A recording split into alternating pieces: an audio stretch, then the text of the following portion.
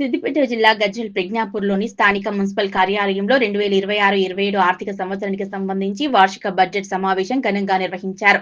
Municipal chairperson Gangisetty చందన రవీందర్ అధ్యక్షతన commissioner are Venkat Gopal పర్యవేక్షణలో జరిగిన ఈ సమావేశంలో పట్టణ అభివృద్ధికి సంబంధించి కీలక నిర్ణయాలు తీసుకున్నారు. ఈ సమావేశంలో జూనియర్ అకౌంటెంట్స్ ఆఫీసర్ విమల రాబోయే ఆర్థిక సంవత్సరానికి సంబంధించి అంచనాలను సభ ముందు ప్రవేశపెట్టారు.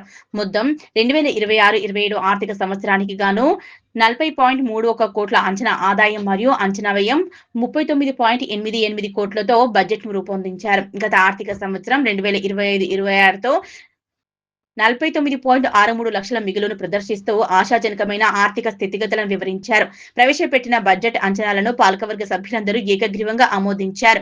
ఈ బడ్జెట్ సమావేశానికి ఎక్స్ అఫిషియో ఉమ్మడి మెదక్ జిల్లా ఎమ్మెల్సీ వంటేరు యాదవరెడ్డి హాజరై పట్టణ అభివృద్ధికి తమ వంతు సహాయ సహకారాలు ఎప్పుడు ఉంటాయని పేర్కొన్నారు. ఈ కార్యక్రమంలో vice chairman Padmabai Narasingarao, municipal councillor సభ్యులు, వివిధ విభాగాల అధికారులు, మున్సిపల్ కార్యాలయ సిబ్బంది పాల్గొన్నారు. ఈ సమావేశానికి సంబంధించి చైర్పర్సన్ మాట్లాడుతూ బడ్జెట్ నిధులను పట్టణంలోని మౌలిక సదుపాయాల కల్పన, పారిశుద్ధ్యం, వీధి దీపాలు మరియు పచ్చదనం పెంపొందించడం వంటి ప్రజా ప్రయోజన పనులకు ప్రాధాన్యత క్రమంలో ఖర్చు చేస్తామని వెల్లడించారు. 2026-27 సంవత్సరము అంచనా ఆదాయము పన్నులపై 11,53,97,000.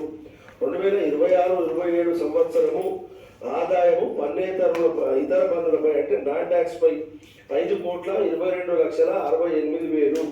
ఇవన్నీ కలుపుకుంటే మొత్తం ఆదాయము 17,26,28,495. అదేవిధంగా ప్రభుత్వం నుంచి వచ్చే గ్రాంట్స్ 2026-27 సంవత్సరానికి నాన్ ప్లాన్డ్ గ్రాంట్లపై అంచనా ఆదాయము 21,75,00,000.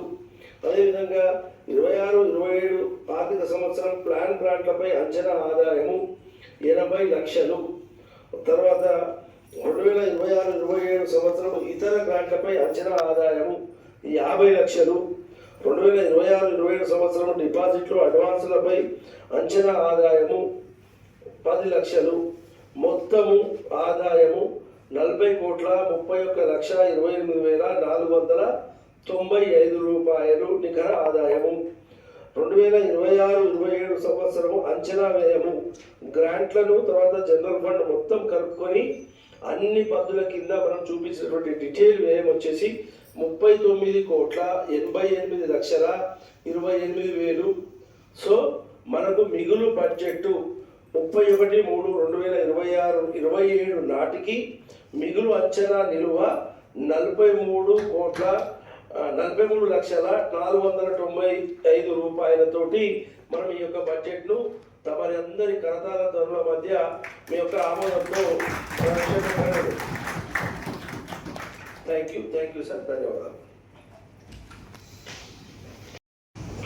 వీళ్ళను ఈ 20 కౌన్సిలర్లను మన రాష్ట్రంలో ఎక్కడైనా సరే, మన రాష్ట్రమే కాదు, అవసరం అనుకుంటే ఇతర రాష్ట్రాలలో కూడా ఈ మున్సిపాలిటీ చేస్తున్న పనితీరు ఎట్లున్నది, ఏ అంటే రంగంలో అవి బాగా డెవలప్ అయింది, దానికి కారణాలు ఏంటి, అక్కడున్న వనరులు ఏంటి అట్లా డెవలప్ కాలేదు.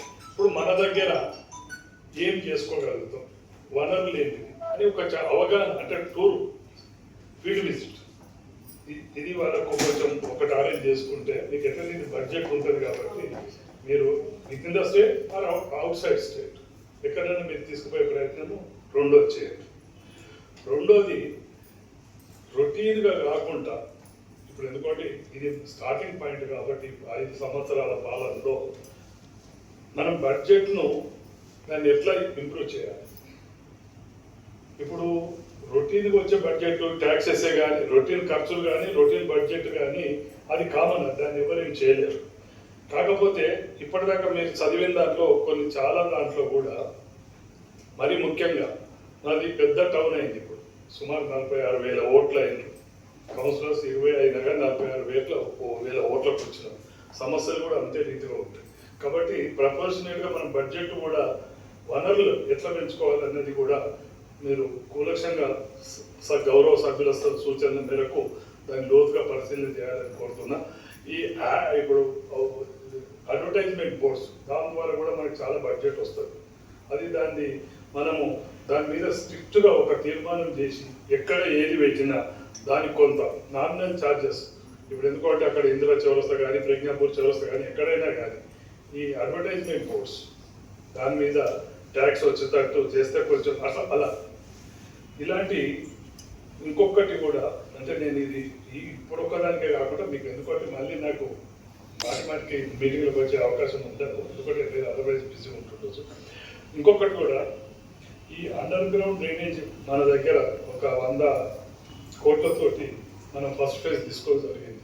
ఇంకా పూర్తి స్థాయిలో కాలేదు, మున్సిపాలిటీ పడలేదు. సెకండ్ ఫేజ్లో తీసుకుందాం అనుకున్న దురదృష్టవశాత్తు మనం అధికారంలోకి రాలేదు, అది కూడా పూర్తి స్థాయిలో కాలేదు.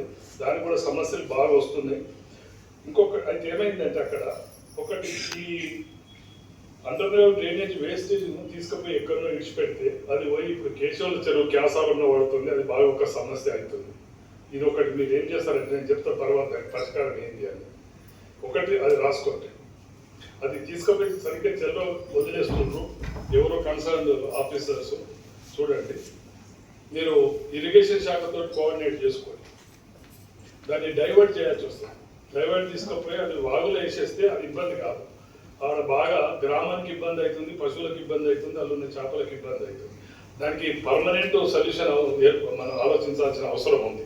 అది మన ఒక్క మున్సిపల్ తోటి సాధ్యం కాదు.